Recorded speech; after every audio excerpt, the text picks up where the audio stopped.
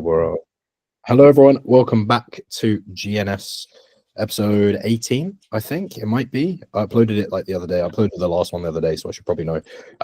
Yeah, I'm pretty sure we're on 18 now. We're doing an audio only because my Wi-Fi is being a little bit fun at the minute, which is cool. I had to change away from Loom as well this week. Fucking hell, mate. It's been a week. But anyway, mate, how's your week been? Oh, in all honesty, not too great. So I've decided to do a sort of like a planned deload, simply because obviously I finished my last exam at uni about 2 weeks ago, and been celebrating a little bit too hard. So I kind of realized that, listen, it's not going to be a really productive week. I'm traveling. I did a 8.5 hour drive on Saturday, and I have to do another 8.5 hour drive tomorrow, so not very fun. But I've got this ongoing hip issue basically, which is aggravated by sitting for prolonged periods. So I was in absolute agony after driving for 8.5 hours, and I'm actually dreading tomorrow. Been trying to get to the bottom of it, and I don't know what it is. When it is someone else, obviously it's my job. Like, I can diagnose, I can rehab, etc., etc. But when it comes to myself, I don't know if it's a mental block or if I just don't know what's going on. Like, but it's so much more difficult for me to try and get to the bottom of it, because I don't know, I'll implement something and then it won't get better. I'll be like, oh, it's definitely this, and then I'll implement something else and it doesn't get better. And I'm like, oh, what the fuck do I do? I have no clue what's going on. So I've booked in an appointment with an osteo on next Monday, which will hopefully give me some further insight on what the fuck is going on. But it's got to a point where it's either a ridiculously chronic RSI, so like a repetitive strain of some deep hip muscles, or it's a disc herniation, which the latter being quite scary, because that's going to mean that I can't really train that heavy. I can't really load the hips and the lower back for the next 3 to 6 months. And obviously I'm in a deep into a gaining phase right now, so it's a little bit scary, but just taking it day by day. I think the fact that I am doing a deload as well and I'm not training, that's definitely making me go skits as well, considering how productive the past like 8 to 12 weeks have been in terms of my training, my performance and everything. And what's the weirdest thing about it is like, I've been doing RDLs, I've been doing hack squats, heaviest I've ever gone, and I haven't had any back pain. And if it was a disc herniation or a disc bulge or any sort of disc pathology, that would definitely aggravate it. But because of the pins and needles that I've been getting, I don't know, man. I don't know. We just got to wait and see. I think I might have to go get some sort of imaging done, either an X-ray or an MRI, just to give me that something to work with, because my symptoms have been all over the gaff. Like, it could be about 4 or 5 different conditions, which is the unfortunate reality. You get some complex patients, you get some easy patients, you get patients where you're like, oh fuck, I know immediately what that is. And then you get some patients where, especially with areas like the hip and the shoulder, where there's a lot more muscles involved, there's a lot more ranges of motion involved. I mean, the hip and the shoulder are ball and socket joints, so you don't just have flexion extension like you do with the elbow. There's a lot more that can go on, and the presentation typically presents with not just one diagnosis, but it may be a couple. It might be a nerve impingement with an RSI of glute med and TFL, or rec fem. There's a couple things that could be going on at once, rather than it being one thing, like lateral condylitis in the elbow, for example. So yeah, we just got to play a bit of a detective right now and get to the bottom of it. But how's your week going, mate? It's good, man. We're going to say keep us up to date with that, mate, because that'll be an interesting one to talk about on the academy. Paywall it. But also like, just from kind of a general, like, just from the podcast and just, I think, walking people through this is a classic example of, fuck me, I'm going to try and not monologue, Jesus. It's a classic example of like, oh, you're a coach, why do you have a coach? Like, oh, you're an osteo, why are you seeking an osteo? It's like, because when it's you, it's very hard to see it from an outside perspective. And sometimes, like, if you went to the doctor, sometimes you get a second opinion. Well, it's like, if you're a doctor, you might still go and seek someone else, might still get a second opinion. So I think it's good to normalize that a little bit. Because I mean, even some of the fucking greatest coaches and osteos that we both know are still going to ask us questions, like, relating to anything, because it's nice to get a second opinion. Anywho, This week's been good, mate. This week's been good. I'm on the vapes. I'm fully on the vapes now. No way, you caved. I caved. Mate, I just stopped. I threw my vape in the bin like 2 days ago. So it's really just one in, one out basis. Mate, trust. It's the energy, man. I just can't. I can't not. Like it's that. It's nothing. Like it doesn't really suppress my appetite that much, but like I feel alive right now, and like It gives you a bit of a kick in it. yeah, man. I pulled up to the gym and was like, oh, not today. Took a little bit of cherry ice and then was like, yeah, all right, it's on. So what I'm kind of like said to myself is right, nicotine through prep, and then we're pulling it. I'm going to cold turkey it, and my plan is to swap it with gum. Like I'm going to get like a fruity gum and spam that, because in previous dieting phases I've kind of got through it by using gum, but obviously I'm in prep and gum does have calories. Like yeah, a whole tub's like 60 cal, but I could probably back end of prep, I reckon I could back 2 or 3 of those in a day. So I don't really want to be doing that. Mate, honestly, like, because in other diets it doesn't really matter. Like I just like whenever I'm hungry, just bang a bit of gum. Whenever I'm driving, bang a bit of gum. Particularly if you get like the menthol gum, it like wakes you up a bit. So I'm like, right, let's swap it for something that's 0 calories. I've gone for nicotine, which is great. And then yeah, the plan is when I'm in a growth phase, I'll swap it for gum. And caffeine I've got a limit on anyway, because if I have too much caffeine I'll withdraw from it, and that's rough.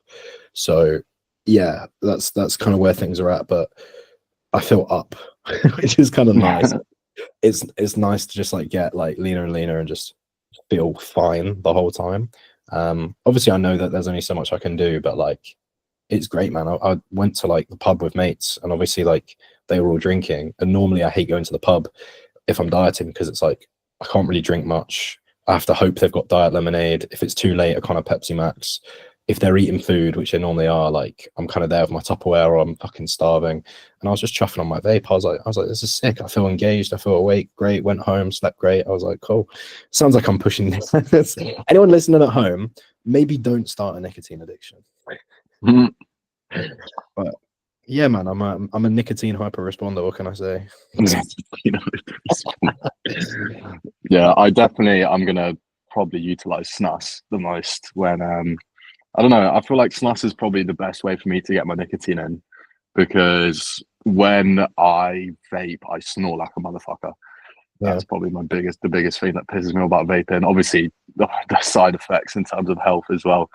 Obviously, not being the most ideal utensil to use, but I like how you used it just like another variable, as you would use, I don't know, like supplements, or how you'd use additional food. Like it's just another variable that you have to implement into your prep basically, and utilize it just as that, rather than it actually being an addiction and you doing it for recreational reasons, which basically means that you're doing it for the right reasons, rather than, oh yeah, I need a fucking toke of a vape. Like yeah, it's like, for me it's literally like I'm just using it for energy.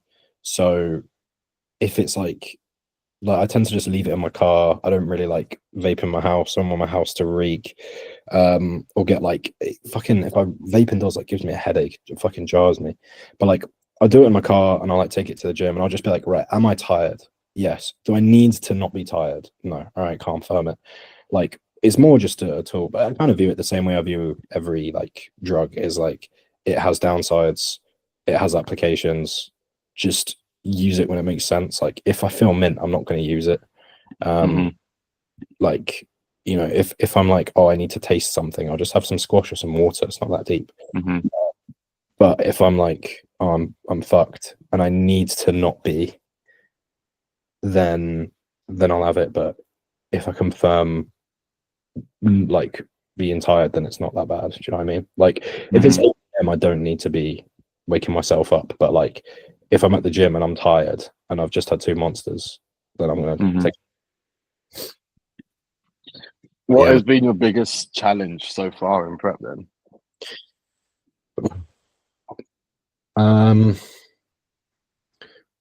Probably more kind of like boredom, I think.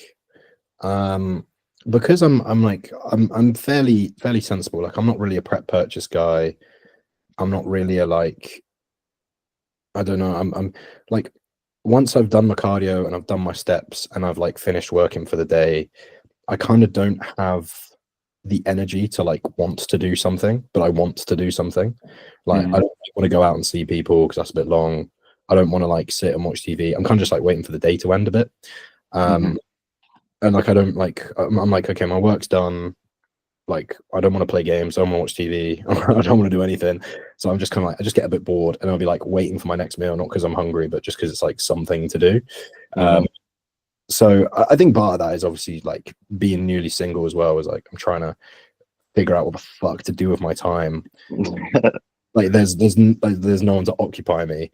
So I'm yeah, kind of also trying to like find like shit I want to do. So I got a few ideas. I kind of just push myself to do stuff. At the minute, I'm just like pushing to see mates and just being like, look, I'm not going to eat or drink anything. Um, but like, it's nice, you know. Like, I went to a barbecue, and I ate some of the lettuce, and then I was token on a vape, and that was nice. I had like a pint of Pepsi Max. Not a pint. I had a liter of Pepsi Max. I had one of those big bottles. Um, but yeah, like I don't know. I'm enjoying like being around people. Um, yeah, so I think that's the biggest thing, is just like kind of when I'm like really busy, that's cool. When I got stuff to do, that's cool. But like when I've not got anything to do and I've got downtime, like Sunday afternoons are boring as fuck, bro. Oh, Yeah. days, man, I hate them. Like I need something to do. Like I literally just like will go for a walk and I'm like, right, my steps are done. I guess I'll just drive about.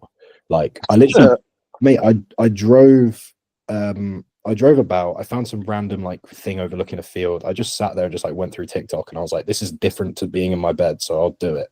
Like literally, I literally just don't know. Like I just don't know what the fuck to do with myself. But equally, I think it's like I'm used to being busy, so like now that I'm not in a relationship, I've got a bit more time, but I've got the same workload, so I feel like Yeah. I've got tons of free time. I mean, I'm probably, when I say I get bored, I'm probably bored for like the last 2 hours of the day. That's probably about the most free time I get, but it's just weird. It's very Yeah, weird. I think you're still at that stage where like socializing and prep isn't that much of a drag. I think give it another like 6 to 12 weeks, and then you're gonna Yeah, lock yourself in a box and don't speak to me, like sort of energy. it's Because gonna that's be. that's Yeah, sorry, go yeah, on. go on. Go on, go on, go on. Yeah, that's kind of what I experienced in my prep. It was like the first like 3 to 4 months, I was chilling. I was the most productive I've ever been. I was going out, I was seeing everyone, like I was just alive. Yeah, But when you get into the hole, specifically when I first started experiencing hypo, like I literally said to my housemate, I was like, look, I'll pay you. Can you do the dishes this week? Like I was like, I literally don't even want to leave my room right now. Um, and like it's because like I said, when you start going hyper, you simply do not have energy to even facilitate normal thinking. So like even the smallest tasks seem so daunting and so scary. Like I said, even just washing the dishes, thinking about having to do that just terrified me. I, yeah. I don't understand how I managed to go into the gym and maintain my progressions when I'm scared to do the dishes and I'm doing fucking 6 plates on a hack squat. Like, it doesn't like make any sense to me. Yeah. I know what you mean. Like when I got towards the back end of like my last diet, the like suck was fucking brutal. But I think that's when like socially I was like, I have to go out, and like I would feel better just for being around people, even if I didn't really talk. It's like when Dan came to the meetup, he was like, mate, I don't think I said more than 10 words, but I had a great time. And like that's where towards the back end of my previous diet, I did like I pushed myself to like go and see people in groups. And like I wouldn't really say much. I just kind of sit back, but I'd be like, okay, this makes my time more tolerable, like than just sitting in my fucking room and doing nothing. And Hmm. also it made the next day, if I did sit in my room and do nothing, like so much nicer, because it was like, okay, this is like I needed this. Um but yeah, like it's fucking, it's definitely gonna be, that's gonna be the hardest bit, is just like resisting the urge to like, well, I didn't just being bored. Like there's not really much I have like to occupy my time with, particularly like that Sunday afternoon. That's gonna be a fucking killer. So yeah, I might just like meet up with people and just like sit there and be vacant and just be like, sorry, I'm just gonna kind of bystand a little bit. But that's definitely something I want to change from the last diet. Is like I shut myself away and I think it made me feel worse. Whereas that little bit of like real life, particularly hanging around people who aren't bodybuilding, really resets me. Like it kind of makes me feel like, okay, everything's all right, it's fine. Like I'm just living life. I'm not like the world isn't fucking collapsing because everything's fine. Do you know what I mean? Yeah, it's so easy to catastrophize on prep as well, because like you become so self-centered in a sense, because Yeah. like it's almost as the world like goes on pause while you're doing this thing, and like you are so focused on this one goal of getting yourself as fucking lean as possible, like you don't realize that the world's still spinning and shit's still going on around you. Yeah. So like, and also obviously because of that, the psychological effect that prep can have on you, like we said, the smallest thing can tick you off, so you just end up catastrophizing over the smallest things. And like that's why I think it's so important to nail like even the smallest variables on prep. Like for example, even your vape, the fact that you started vaping, like people would argue, oh, does it really make that much of a difference? Yes or no? But like ultimately, Yeah, it's so dependent. It's so dependent on the person. And if you said to me, Camille, like that vape is literally the difference between me getting an extra 2 reps on a leg press or not, I'd be like, yeah, mate, I fucking believe you. Like I get it. That's what it takes in prep. Sometimes you got to pull out the variables, the 1%ers, because that's the difference that can make, you know, because you're in such a state of like you're so easily emotionally swayed, like I said, just from the smallest things, that even like a toke from a vape can be the difference of you getting an extra rep on a fucking leg press. Like it's crazy.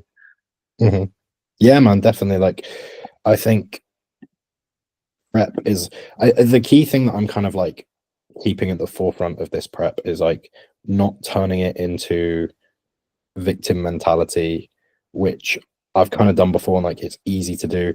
Is like I remember talking to Tom about it, and he's like, as soon as you're in prep and you go from I'm looking forward to the end result, I want to get leaner, I want to see what that looks like, as soon as you go to, oh mate, I can't wait for this to be over, I can't wait to eat this, I can't wait to feel this way, like you're losing the prep, like you're immediately losing it.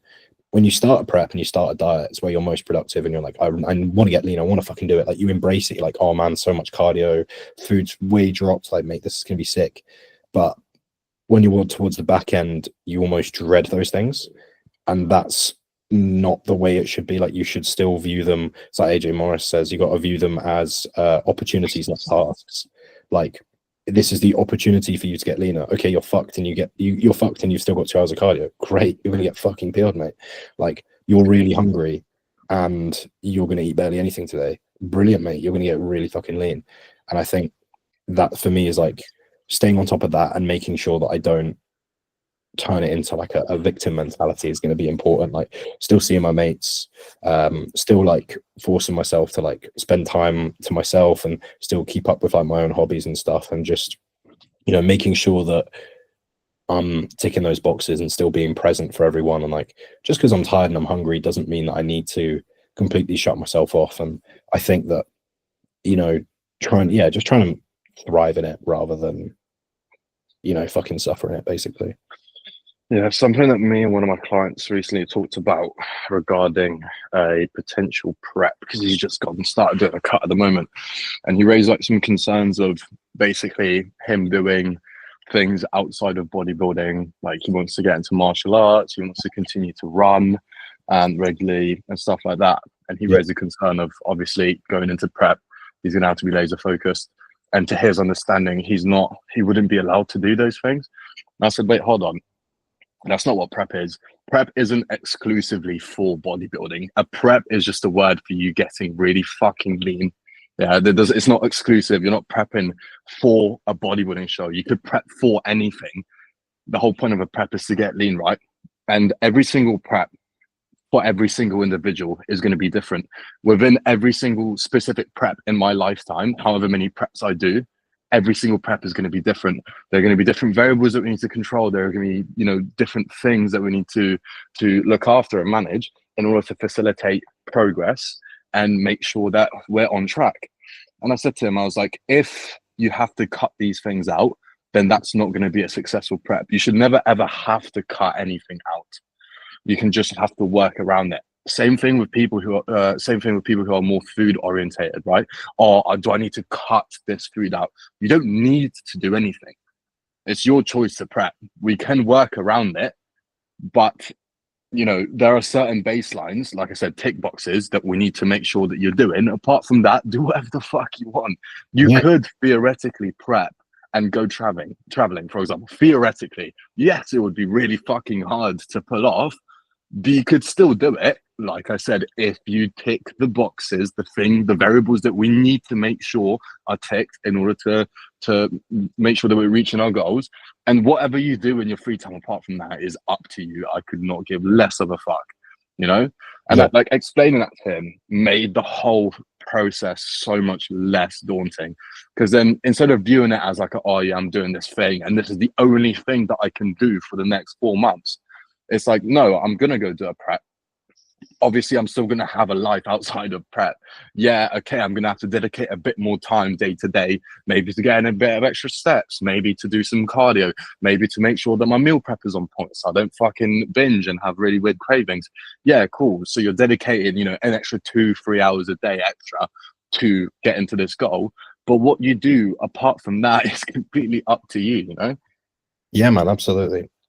It's like as soon as you stop living life in between the elements of the diet that you're doing, that's when you start to kind of like that's when you turn into something miserable. Like a prep is just an off season. I still do cardio in the off season. I still eat food in the off season. I still do steps. It's just slightly more expenditure, slightly less food. Like you're going to spend some of your off season tired. You're just a little bit more. It's like when you've had a shit day's sleep, it's like that, but just kind of continual, and that's fine.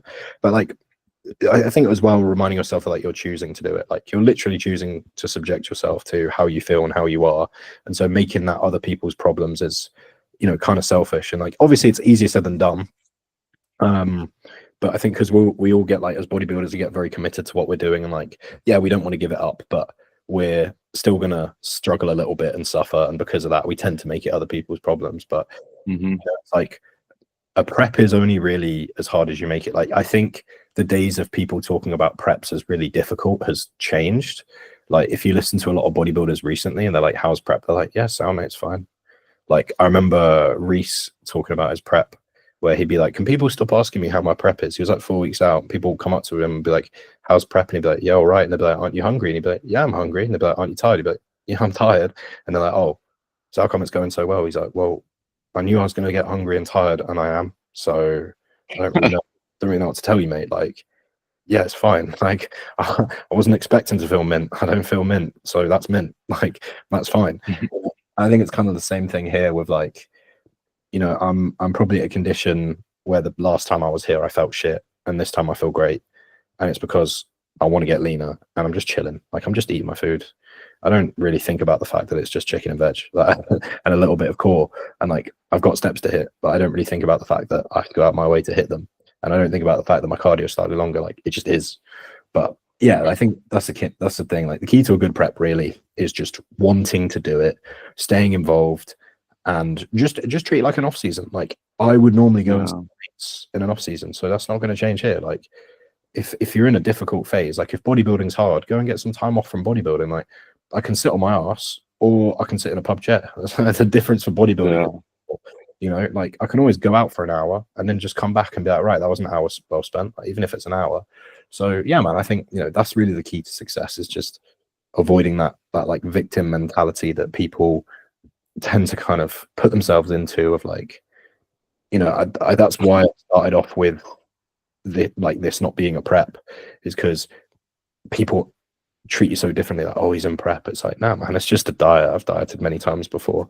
And like, hopefully if you listen to this podcast, if this is an old episode and you go like 8, 10, whatever, I'm 16 weeks out, so if you go like 15 weeks into the future or 14 weeks into the future from this one, I will probably hopefully be saying very similar stuff, but I might just talk a little bit slower and sound a little bit less confused, and that's fine. Like probably lying on his bathroom floor just rolling through a hypo. But yeah, man, like it's it's not that deep. It's all good. Yeah, 100%. I think one thing you forgot to mention, which I think is really, really crucial, is like the more there is always going to be another prep if you're a bodybuilder. One, so don't think about making the prep that you're in right now absolutely perfect. But what I would do is make sure that you're building as much data as possible on who you are, what you are prone to, what you gravitate towards to more, so that every single prep that you do in the future is going to be more and more tailored towards you. Prime example would be like very generic, but some people prefer to do more steps, some people prefer to do more cardio. Simply, what do you prefer? It's like what foods slash what smells even can set you off for a binge. Like for me, like Kinder is just a fucking, like, if I see Kinder, Bueno or the Kinder chocolates, I go into a fucking fit of rage. So I was like, please don't bring any Kinder around me when I'm doing prep, because I'll bite your head off. But small things like that, if you want to build actual data, like in terms of calories, how lean you got on a certain amount of calories compared to how much muscle you got. So for example, in my prep, I realized I was like, I cut pretty fucking easily.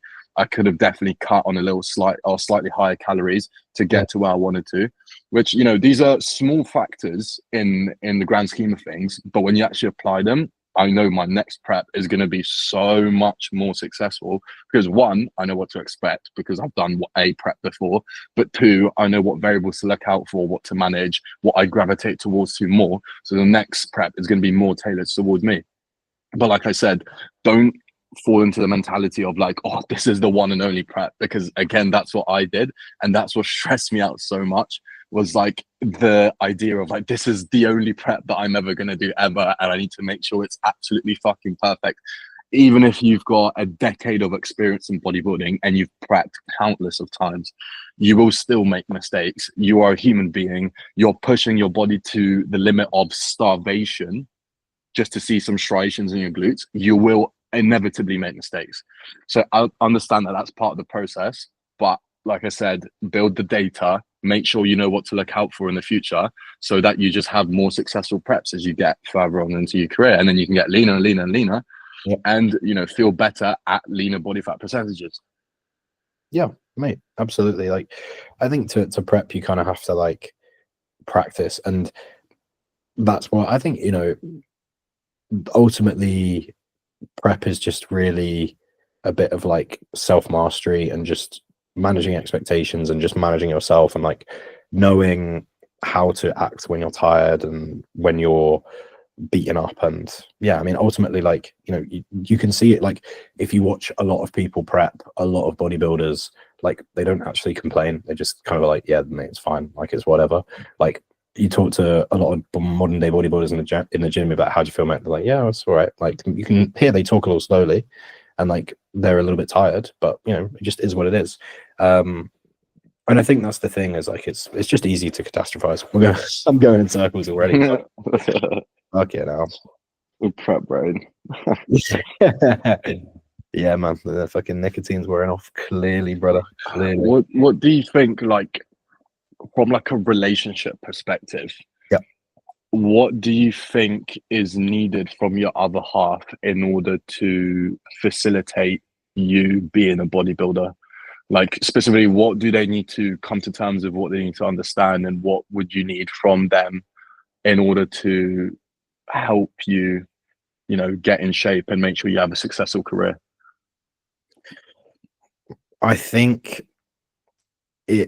because if from my, like, what I would say, like, it's very easy, because we've had this conversation before, to say, oh yeah, no, I want a female competitor, and like, it would be fucking nice, but I don't think it's like a what's it called, when it's like, if they don't have her, you wouldn't date them. Yeah. Fuck. A pet. It's not like a pet peeve, right? It's not like, oh, if they're not a competitor, I wouldn't date them. I just think there are certain characteristics that a competitor would have, mainly that they understand what you're going through. They understand you're going to go through phases of, peak androgen response. You might be a bit more emotional, you might be a bit angrier, you might be a bit more sad, but you're going to get a lot bigger. And then you go through phases of cutting where you might not have as much emotion. You might just, stick to yourself, etc., etc. because to a normal individual, it's going to be much, much harder to understand why the fuck you do that. Prime example would be my parents, right? I've had to sit down to my parents and explain to them, like, why do I do bodybuilding? Mom, I can't really tell you why I do this thing. I just fucking love doing it. It's my hobby. And now it's my job. So you're just going to have to learn to accept it. It's the same thing in a relationship, right? Like, it's going to be much easier for someone to understand where you're coming from if they do it themselves. But it's not necessarily the be all end all. Like, I'm sure lots of bodybuilders have had relationships with people who don't do bodybuilding, but are really supportive and understand what it takes, and that you go through phases, etc., and they're still going to be there for you. But I think that's, for me at least, going to be the main thing, is them just understanding why I do it. Yeah. I think it comes down to the person, because some people are, it depends on the person, the phase, and like where you struggle. Because I mean, again, using Dan as an example, like Dan's response to food focus was he would cook his girlfriend meals, and like he missed cooking, not really eating. So he didn't really need someone who's like gonna hide foods from him, because he'd like bake her a chocolate cake and just not have any. And that's a very, very personal response. Whereas like someone else might be like, oh yeah, I need you to hide this specific food, or like we need to have separate cupboards or whatever. So I think it comes down to like just a mutual understanding of like, you know, respect for what you're doing, what it means to you, supporting you the whole way, not just going along with it, but like actively. I think for something as hard as prep, I think they have to actively be excited for you and like to see you on stage and see how you do. Not that they like need you to win, but I think there needs to be not just like support, but like active actual excitement for what you're doing. Unless you're extremely capable as a bodybuilder. But I think it just comes down to like them fitting your needs and what works for you best. Like if you're someone who tends to slow down quite a lot and not move a lot, maybe you want an active person, or vice versa, or you know, whatever. So I think it comes down to like just someone who supports and complements you quite well, which I think goes for like all things. I don't think it's too unique to like prep. I think definitely like dating a competitor can go either way, because if you're both very like self-focused people, then it might be very, very difficult. But you know, it might also work out quite well. So I don't know, it's hard to say. I think it is just very, very, you know, individual, and it's very, very based on like what someone struggles with and what they kind of like need help with or want to focus on. Do you get what I mean? Yeah, I mean, like anything we ever say on this podcast ever is going to be dependent on the situation. But Yeah. I do 100% agree with you what you said. Like, it all comes down to your needs, and then being tailored towards you the same way you're going to be tailored towards them. And it's like, you know, if they have other aspirations apart from bodybuilding, they might not necessarily compete, they might do other sports, etc. You're still going to be just as supportive of them as they're going to be supportive of you. Yeah. So it just comes down to, I think, communication, just understanding what it takes to get to the level that you want to get to, the sacrifices that you need to make, you know, the phases that you're going to go through, etc., etc. But I've always said, like, one of my biggest dreams was to go through a prep with my missus.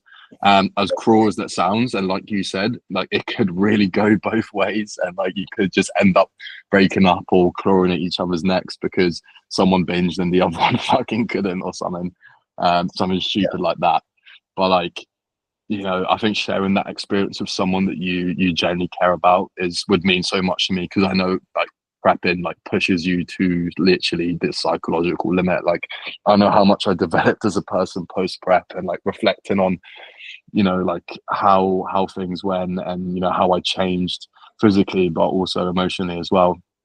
So yeah, definitely, man. No, I agree, but Yeah. time will tell. Time will tell.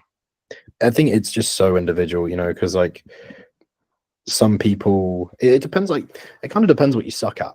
You know, everyone sucks at something, and it like depends what you suck at. And it might be you suck at keeping balance and you just go fully into the prep to a point of it being a concern. Or, you know, maybe you suck at I don't know, food or organization or timekeeping, or you know, whatever.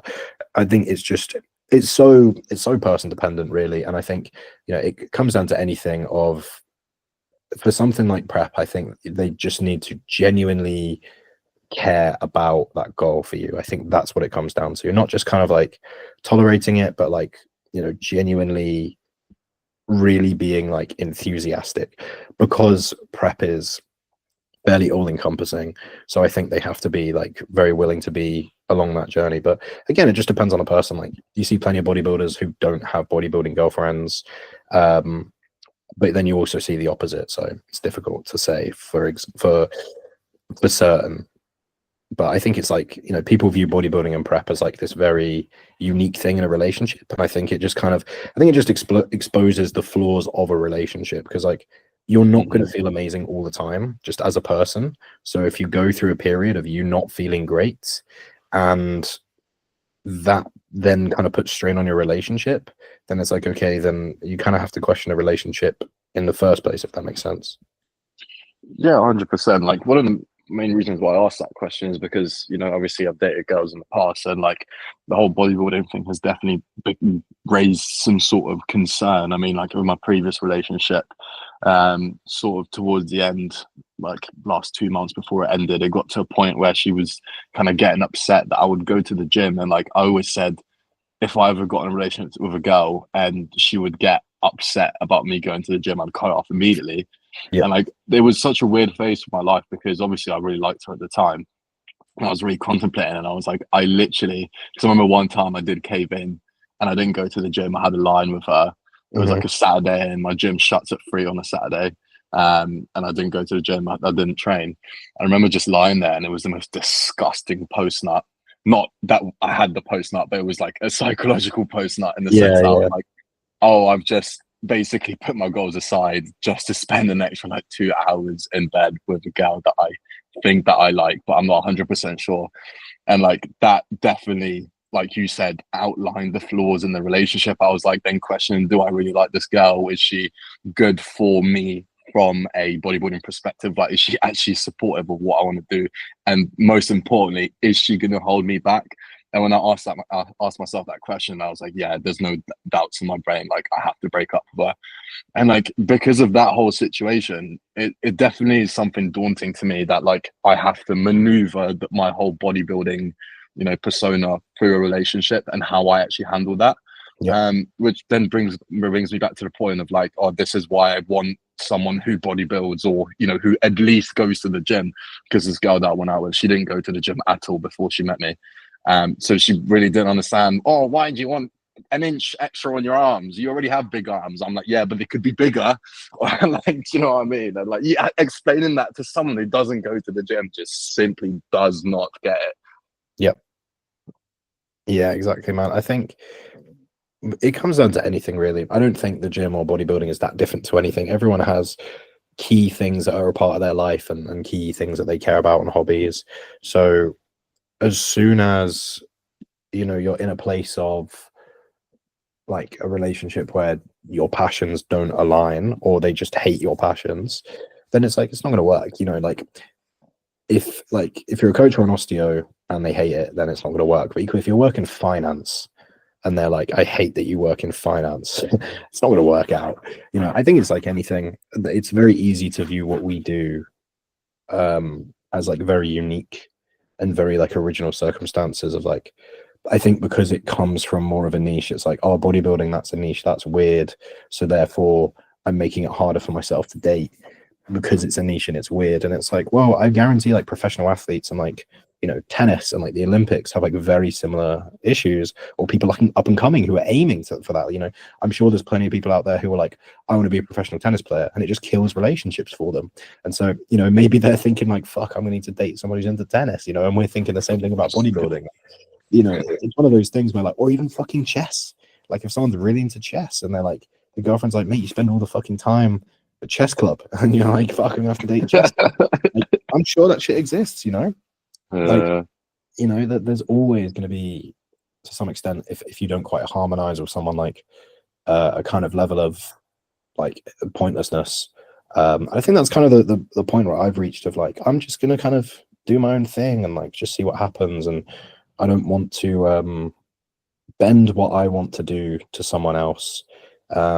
because like I have faith and confidence that like there's someone out there. If you're listening, link in bio, hit the Jack underscore Academy. the wellness girlfriend inquiry link. Jesus, I'll take the bikini in. girlfriend inquiry link available. Come on, guys. It's like a counselling session. This episode, like. But you know, I'm like, you know, bodybuilders have relationships, and like that does exist, and coaches have relationships, and bodybuilders and coaches way above us who are way busier and way more into it, because they're professionals and they've been doing it for way longer, you know, sustain healthy relationships. So it is possible. I think it's just easy to view it as not, because it's rare at our age that you run into someone who truly has passion for what they do and has found their thing. And I think they're expecting you to just be like a bit like, yeah, go to the pub, do whatever. I go to work, but I don't really give a shit. And like, I just kind of play games otherwise and sit around in my pants. So yeah, of course, going and spending the day with you sounds great. And it's like, well, no, I got shit to do. I'm fairly busy. I'm self-employed. I'm working a lot. Like, I don't want to go to the pub and drink because there's other shit I'd rather do. And I think when people aren't used to that, then it feels a little bit weird, you know? Yeah, I think we're also like fucking quite young, to be honest. Like, I'm still 21, you're 23. Like, we're still up and coming as well in terms of the bodybuilding scene. Like, neither of us have competed yet. So, you know, as we get more well established, we gain a bit of a following, we compete, etc., etc. You kind of just open up to the bodybuilding community, and you never know. Like, with that recognition, someone might come to you, or you might find someone else. Like I've always said, like to the boys, like, oh, like my dream would be to meet a girl at a show. Like, I feel like that's, you know, my mum always said when I was growing up, like, oh, if you want to meet a good girl, meet her at the library or church. I was like, nah, mum, I want to meet her backstage before I step on. Like, but yeah, like I said, like we still got time, and like, I don't want to be put in a position now where I'm young and I get in a relationship and I feel like I have to sacrifice things in order to make that relationship work. That then prevents me from becoming the person that I want to become. Whoa, that was a bar. That was a fucking bar. Quote that. Mate, it's just maturing and realizing that, like, you know, you want someone that you're compatible with rather than just like wanting someone.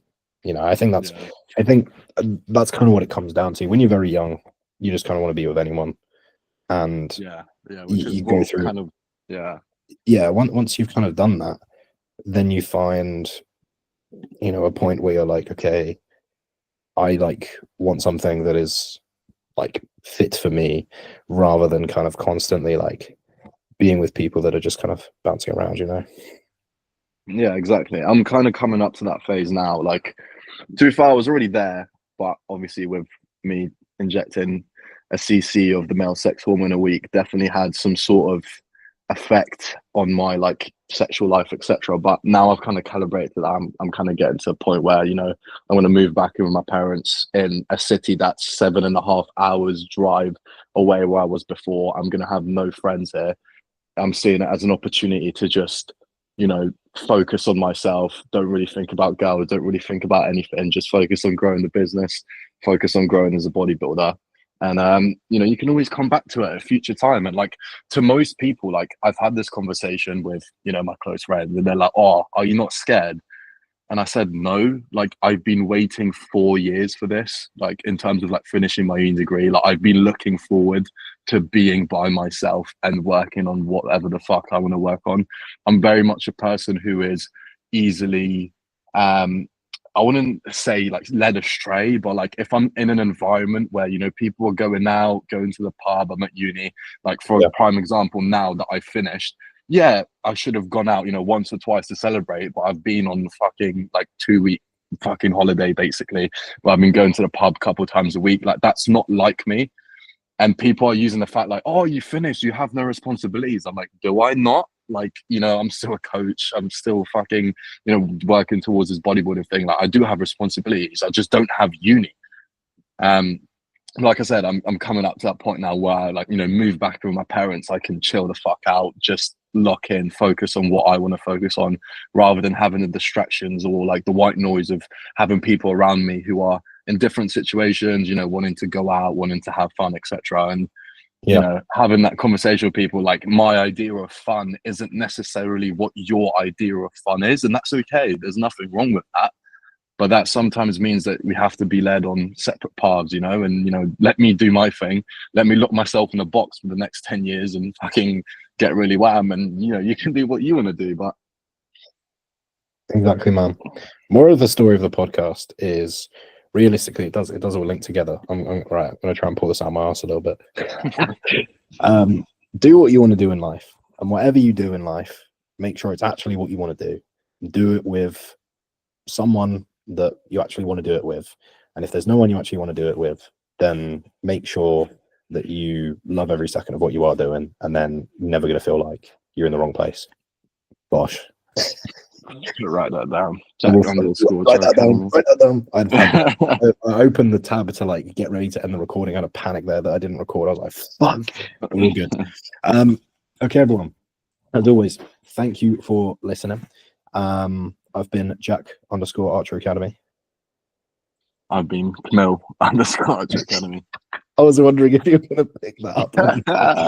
If you've got any questions for us, those are our Instagram handles. You can drop us a message. We're always very active and chatty.